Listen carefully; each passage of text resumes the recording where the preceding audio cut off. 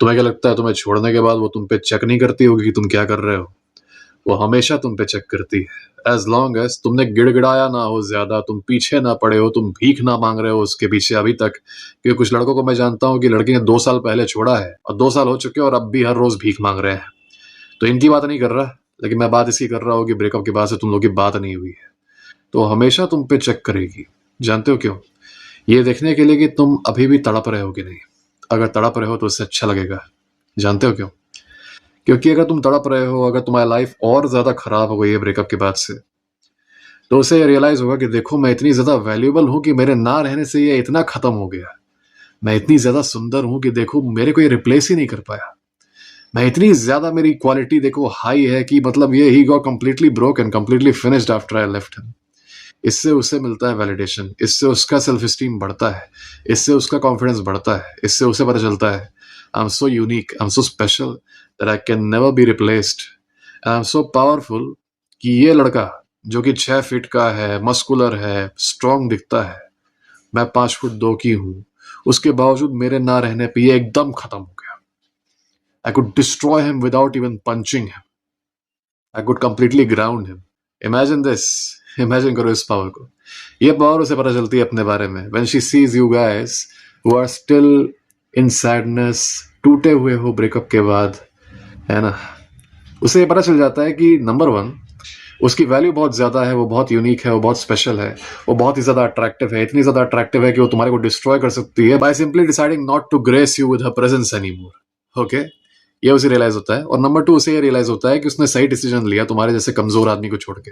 अगर तुम चाहते हो कि वो पछताए तो ये काफी आसान है। तुम्हें यह इंश्योर करना होगा कि तुम ब्रेकअप के बाद बेटर हो जाओ। तुम्हें हर एक मामले में बेहतर बनना होगा, क्योंकि वो तुम पे चेक करेगी ही करेगी। तुम्हारे सोशल मीडिया को चेक करेगी, तुम्हारे दोस्तों से पूछेगी। और अगर ब्रेकअप के बाद वो तुम्हें कॉलेज के कैंटीन में देख रही है और तुम वहां पर मुरझाए हुए, सिर अपना चेहरा मुरझा के और झुक के चल रहे हो और कहीं कोने में बैठे हुए हो, तो उसे पता चल जाएगा कि हाँ मैंने सही डिसीजन लिया। Very nice, now I have completely broken him. देखो मैं कितनी ज्यादा पावरफुल हूँ, मैं कितनी ज्यादा अट्रैक्टिव हूँ कि मेरे ना रहने से एकदम खत्म हो गया। And then she will never come back to you. तो कभी आएगी नहीं तुम्हारे पास वापस। Okay, and then she will move on to some better गाय।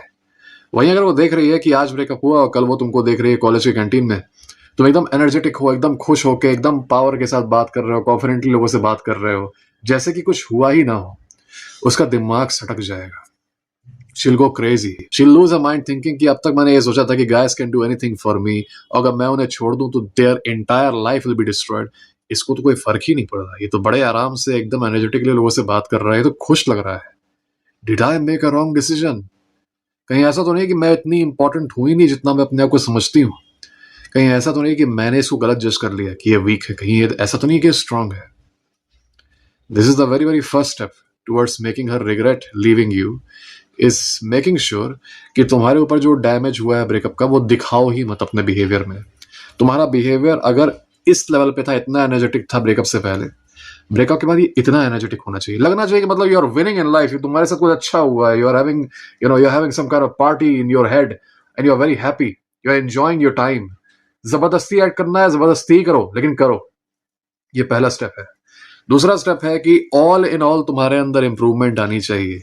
तुम दिखने अच्छे चाहिए ब्रेकअप के बाद से, तुम्हारा शरीर और स्ट्रांग दिखना चाहिए, तुम्हारी बॉडी और ज्यादा अट्रैक्टिव दिखनी चाहिए, है ना। Don't be a Chomu and abandon gym after breakup, क्योंकि लड़की चली गई तो जिम का क्या पॉइंट, राइट। अगर ऐसा कर रहे हो, तुम्हारे में ऑल राउंड इंप्रूवमेंट आ रहा है, the woman will bang her head on the wall thinking कि मैंने इसको छोड़ क्यों दिया, आई लॉस्ट अ जेम। क्योंकि तुमने अब अपने आप को बाकी सारे लड़कों से एकदम अलग बना दिया है। You have made yourself different compare to all these guys who completely break down after breakup. वो सब कुछ छोड़ देते हैं अपनी लाइफ में और उनकी लाइफ का सिर्फ एक ही केंद्र बन जाता है वो लड़की जिसको ये वापस पाना चाहते हैं। ओके, इस बीच तुम जो हो एकदम काउंटर इंट्यूटिव एक्ट कर रहे हो। You're now completely in your zone. You're working on yourself. You're improving yourself. जहां बाकी लड़के अभी मस्कुलर है, बल्कि हैं और ब्रेकअप के बाद एकदम कंकाल बन जाते हैं, वहां तुम्हारे केस में एकदम उल्टा दिखेगा। You'll be improving even more. You'll be looking even way, way, way more better. और इससे जब वो तुमको चेक करेगी, उसके मन में ये आएगा कि क्यों नहीं ये तड़प रहा है? Why is he not suffering? Am I not important enough? Was I not attractive enough? Why is he not getting damaged by my absence? बताओ मुझे। I want to feel the validation कि मेरे ना रहने से ये इसे दिक्कत हो रही है, पर इसे तो दिक्कत ही नहीं हो रही, at least from what I can सी।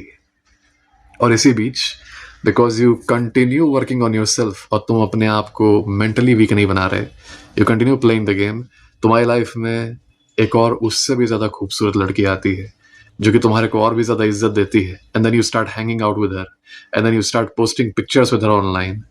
ये होता है उसके लिए final straw. At this point she will completely lose it.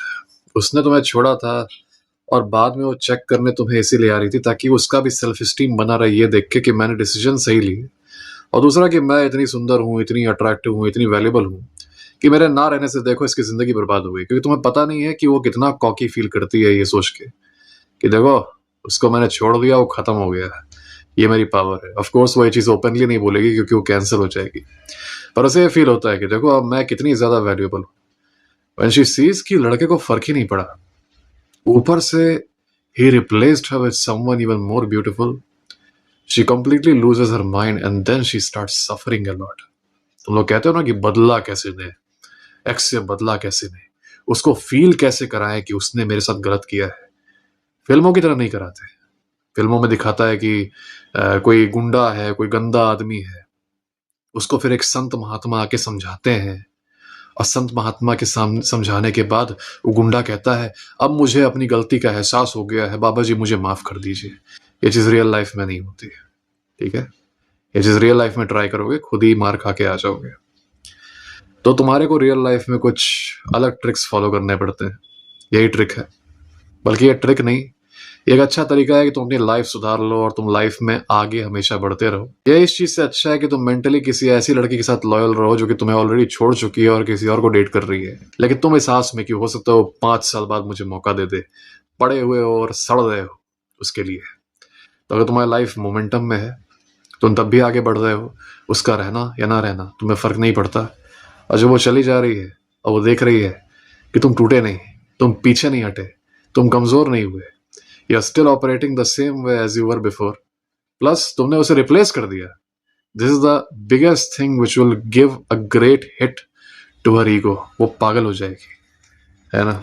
वो बार बार अब पछताएगी, वो रिग्रेट करेगी कि यार नहीं, मुझे ऐसा नहीं करना चाहिए था, मैंने जल्दी में डिसीजन ले लिया, मैंने गलत जज कर लिया उसे, मैंने गलत जज कर लिया, I should not have done this. और वो हर दिन सफर करेगी। जिन लोगों ने ये चीज किया है वो ये चीज जान रहा है ना?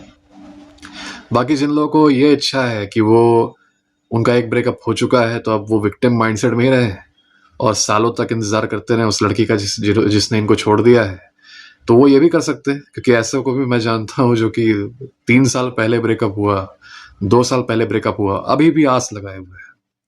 इनका कुछ नहीं हो सकता, इनका कुछ नहीं हो सकता, क्योंकि इन्होंने जिस लेवल पे पहुंचा दिया है लड़की के ईगो को कि देखो मैंने इसको 3 साल पहले छोड़ा था, ये अभी तक बाहर नहीं आ पाया उससे, देखो मैं कितनी पावरफुल हूं, देखो मैं 5 फुट 2 की हूं, ये 6 फुट का लड़का, 3 साल पहले इसको मैंने छोड़ा, इसने करियर बर्बाद कर लिया अपना, इसने सब कुछ छोड़ दिया, कॉलेज छोड़ दिया, सब कुछ छोड़ दिया, मेरी देखो इतनी पावर, और 3 साल से लेके अभी तक मेरी सिंपिंग कर रहा है। सोचो इतना ज्यादा ईगो बूस्ट इन लोगों ने दे दिया है उस लड़की को। That's why nothing can happen with these guys.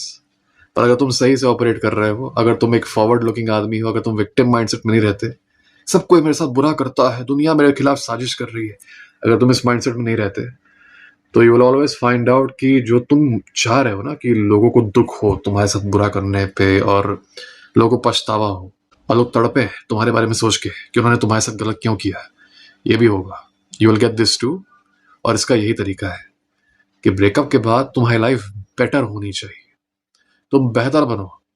When you get better, this is something that your ex girlfriend is not expecting at all. और जहां वो देखेगी कि तुम और सुधर रहे हो और बेटर हो रहे हो और अट्रैक्टिव हो रहे हो and you finally replace her, nothing will hit her harder than this. यहाँ पर एक चीज मैं बताना चाहता हूँ तुम लोगों से दोबारा, मैंने पहले ही बताया ये चीज। जो लोग मुझसे कॉल बुक कर रहे हैं किसी रिलेशनशिप इशू को लेके, अभी क्योंकि कई सारी कॉल बुक्स है, तो ऐसा हो सकता है कि अगर तुम आज कॉल बुक करो तो मैं तुम्हें 2 दिन बाद ही टाइम दे पाऊं। तो ऐसे में ये जो बीच के 2 दिन होंगे, अगर रिलेशनशिप इशू है तुम्हारा, तो इन 2 दिनों में मैं चाहता हूं कि तुम उसे कोई भी मैसेज मत करो। अभी एकदम कन्वर्सेशन बंद कर दो, एकदम कम्युनिकेशन बंद कर दो, जब तक मुझसे तुम्हारी बात ना हो जाए। Keep this in your mind. जो भी रिलेशनशिप के लिए बुक कर रहा है, बुक करने से लेके मेरे से बात होने तक अभी गर्लफ्रेंड से, लड़की से कोई भी कम्युनिकेशन मत रखना। ये काफी ज्यादा जरूरी है। Alright guys, I hope you guys got the message. God bless you all.